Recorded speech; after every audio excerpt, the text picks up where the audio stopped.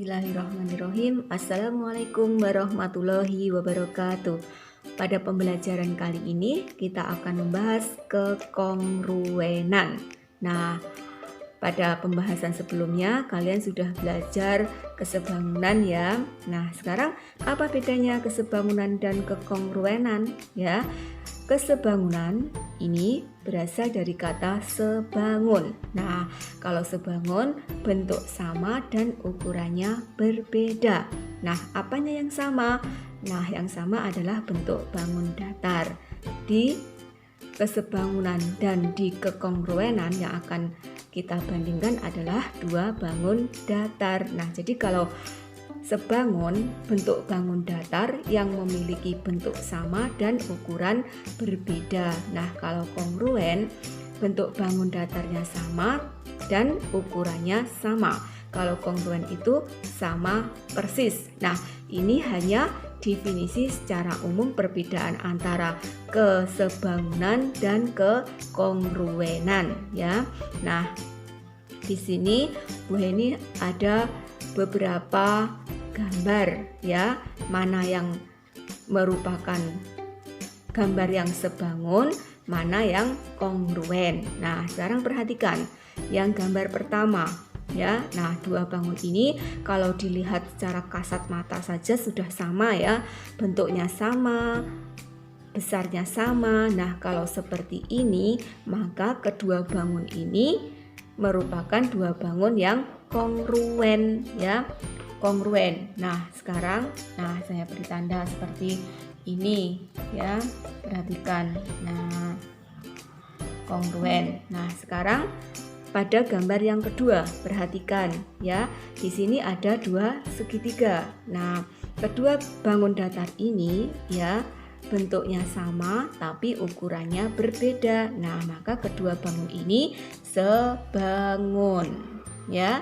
Nah, selanjutnya dua jajaran ginjang ini. Nah, kalau kita lihat saja ya, ini bentuknya sama tapi ukurannya berbeda, maka dua bangun ini adalah sebangun ya, ini. Nah, sekarang perhatikan gambar yang keempat. Nah, kalau misalnya di sini 4 cm.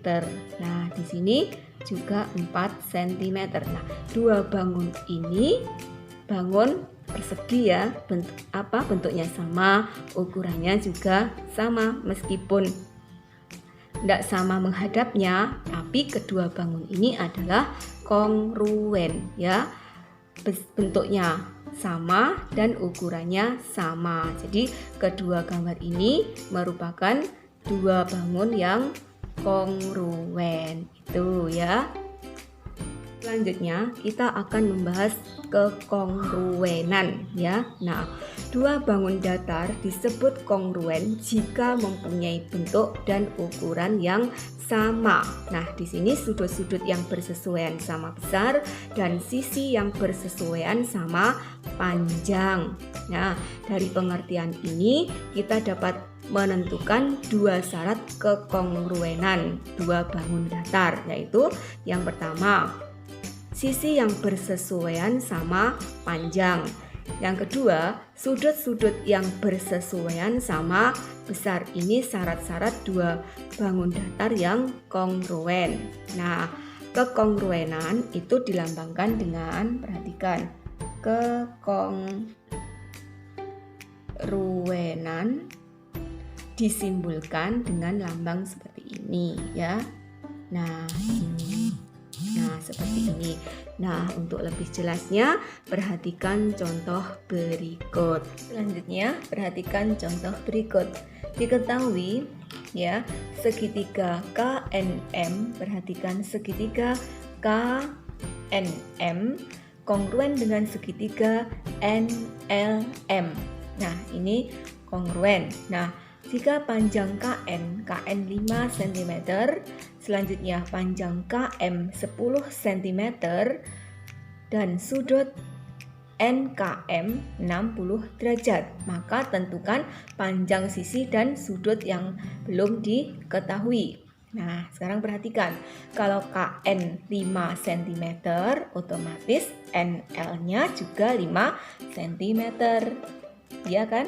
Nah, kan sama karena kongruen. Nah, selanjutnya kalau KM-nya 10 cm, maka ML-nya juga 10 cm. Nah, itu ya. Nah, selanjutnya sisi yang belum diketahui ya, MN, sisi MN. Nah, sekarang kalian perhatikan segitiga KNM ini segitiga siku-siku. Demikian juga ini ya, siku-siku. Nah, kita akan mencari sisi tegaknya. Nah, kemarin gimana mencari sisi tegak pada kelas 8 menggunakan teorema Pythagoras. Nah, sekarang MN. Nah, di sini perhatikan MN ya, sama dengan, nah ini kan kemarin. Nah, kalau yang dicari sisi tegak berarti sisi miring dikurangi sisi ini yang datar ini ya. Jadi KM ya, KM kuadrat dikurangi ya KN. Nah, ini seperti ini. Nah, selanjutnya perhatikan. Nah, KM berapa? 10, berarti 10 kuadrat atau pangkat 2 dikurangi KN, 5 pangkat 2.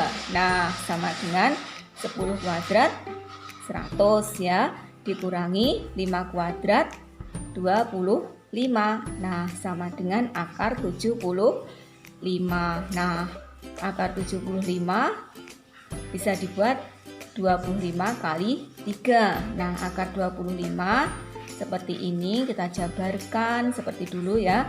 Akar 25 5 akar 3. Jadi panjangnya MN 5 akar 3. Selanjutnya kita akan mencari sudut ini ya, KMN dan sudut NML. Nah, ini kita akan cari ya. Nah, sekarang perhatikan. Nah, ini segitiga siku-siku ya, KNM ini kan segitiga siku-siku. Nah, ketiga sudut segitiga ini kalau dijumlahkan hasilnya kan 180 ya kan. Nah, jadi 180 derajat dikurangi, nah di sini kan 90 ya, 90 ditambah 60 derajat. Nah, 180 derajat dikurangi 150 sama dengan 30 derajat. Nah, jadi panjangnya, besarnya sudut KMN dan NML itu sama, yaitu 30 derajat. Caranya seperti ini mencarinya ya. Nah, demikianlah anak-anakku, mudah-mudahan bermanfaat. Tetap semangat. Wassalamualaikum warahmatullahi wabarakatuh.